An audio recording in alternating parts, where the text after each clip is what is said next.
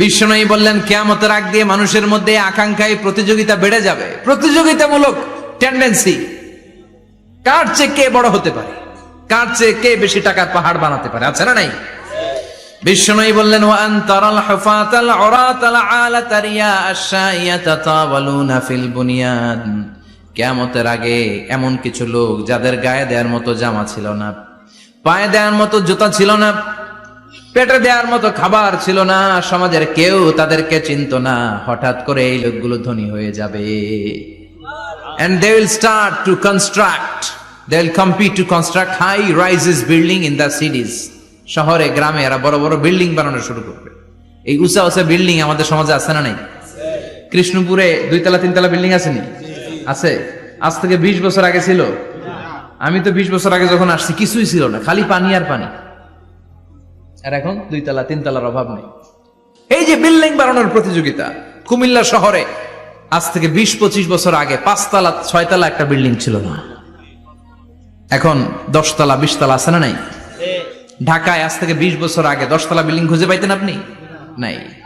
গোটা বিশ্বব্যাপী এখন টাওয়ার বানানোর প্রতিযোগিতা। বিশ্বনবী বললেন এদের কোনো টাকা ছিল না। পৃথিবীর সবচেয়ে বড় টাওয়ার এখন আরব দেশে, এদের কোনো টাকা ছিল না। আরব দেশের সৌদি আরব, কাতার, কুয়েত, বাহরাইন এখন স্বর্ণ আর তেলের খনি পেয়ে আল্লাহরে ভুলে যায়। এদের খাওয়ার মতো কিছু ছিল না। এদেরকে আমার দাদারে শুনতাম বলতো কাবলিওয়ালা বলতো। কি বলতো? এদেশে আসতো জায়নামাজ, তসবি ছড়া, খেজুর টেজুর বিক্রি করার জন্য। এরা জেলে পাড়ার লোক ছিল। আরব সাগরের তীরবর্তী এলাকার মানুষ, সাগরের মাছ মেরে এরা জীবন ধারণ করতো। আল্লাহ এদেরকে তেলের খনি দিলেন, গ্যাসের খনি দিলেন। এখন তারা বড় বড় টাওয়ার বানায়, আছে না নাই?